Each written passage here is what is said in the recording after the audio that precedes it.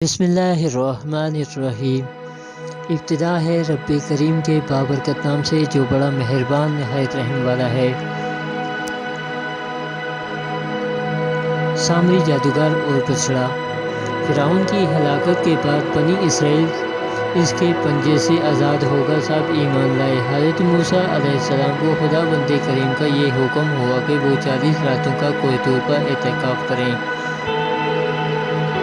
اس کے بعد انہیں کتاب دی جائے گی۔ چنانچہ حضرت موسیٰ علیہ السلام کوہ طور پر چلے گئے اور بنی اسرائیل کو اپنے بھائی حضرت ہارون علیہ السلام کے سپرد کر دیا۔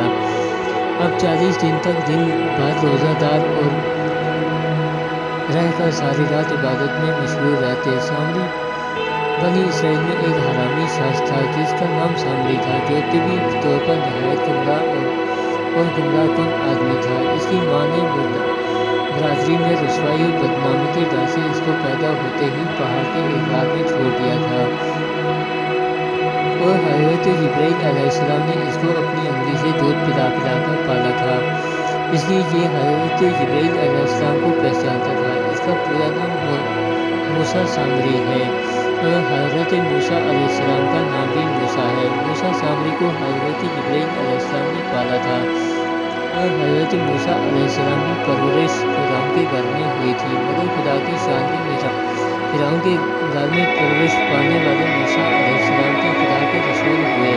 اور حضرت جبرائیل علیہ السلام کا پالا ہوا موسیٰ سامری کافر ہوا اور بنی اسرائیل کو گمراہ کر کے اس نے بچڑے کی پوجا کرائی۔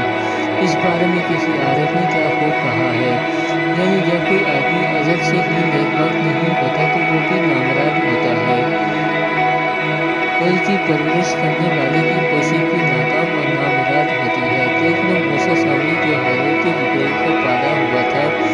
وہ کافر ہوا، اور حضرت موسیٰ علیہ السلام جو فرعون کی پرورش میں رہے وہ خدا کے رسول بنے۔ اس کا راز یہی ہے کہ موسیٰ سامری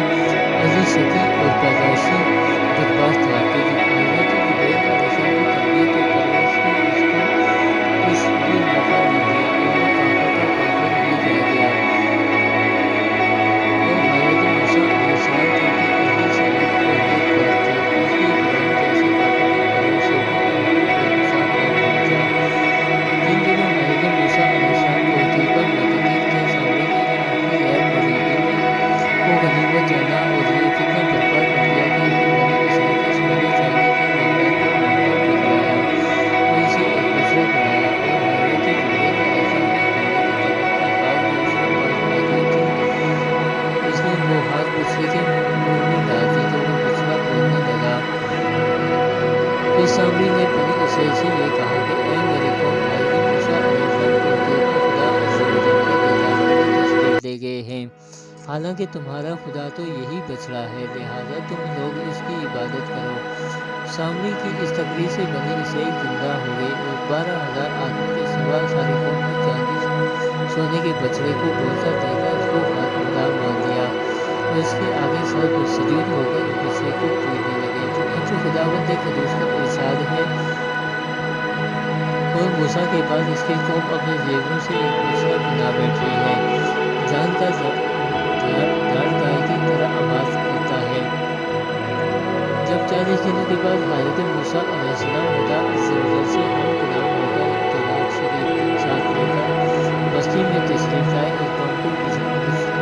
بچڑا پوجتے ہوئے دیکھا تو آپ بے حد عجب و